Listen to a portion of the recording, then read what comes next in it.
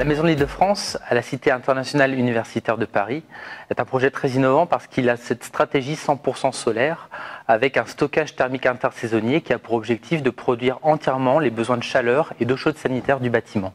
Ce bâtiment est une résidence étudiante de 142 chambres. Le challenge qu'on avait, c'était de répondre aux objectifs du maître d'ouvrage, d'avoir un bâtiment à énergie positive.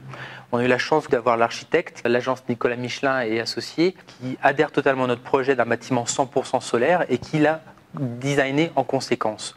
On a aussi la chance que le site soit exposé, donc totalement accessible au soleil. 100% solaire thermique sur ce bâtiment, qu'est-ce que ça veut dire? C'est-à-dire que le bâtiment produit autant de chaleur que ce qu'il consomme sur l'année. Il n'y a pas d'outil de calcul qui existe pour modéliser cela, et donc nous avons dû mettre en place, créer en interne un outil de calcul Excel pour regarder heure par heure sur l'année quelle était la quantité d'énergie solaire thermique qui pouvait être produite et mettre en face les besoins thermiques du bâtiment de chauffage et de chaude sanitaire. Pendant les phases de conception, qui ont été pas évidentes certaines fois, parce qu'on était beaucoup challengés par la cité universitaire, on s'est rapproché d'acteurs comme la Case Énergie, qui est un acteur donc reconnu sur la thématique solaire, pour nous aider dans la conception et atteindre les objectifs zéro énergie du bâtiment.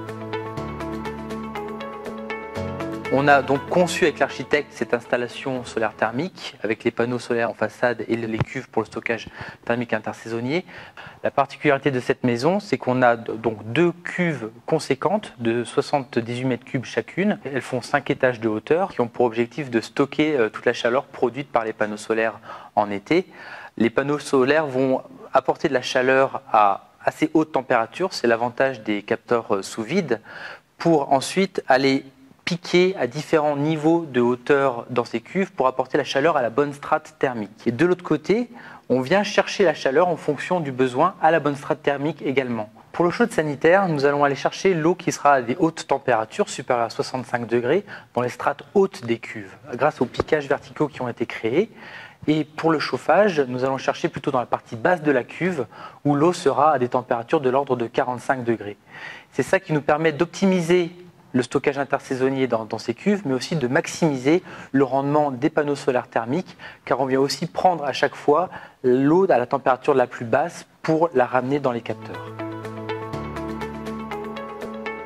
L'architecture est magnifique et pour une fois on montre l'installation technique et pour nous ingénieurs ça nous fait plaisir. Pour Derntz, ce projet représente vraiment notre savoir-faire et l'innovation qu'on cherche à mettre sur tous nos projets.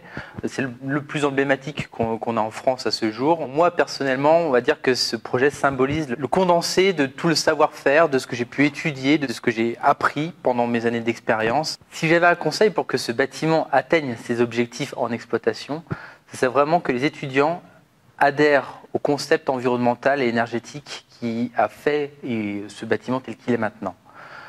Derntz s'engagera à les aider, à les coacher pour qu'ils aient une vraie démarche environnementale parce que nous, on l'a conçu, il est à énergie positive sur le papier, sur nos simulations, mais c'est l'exploitation qui fait vraiment tout.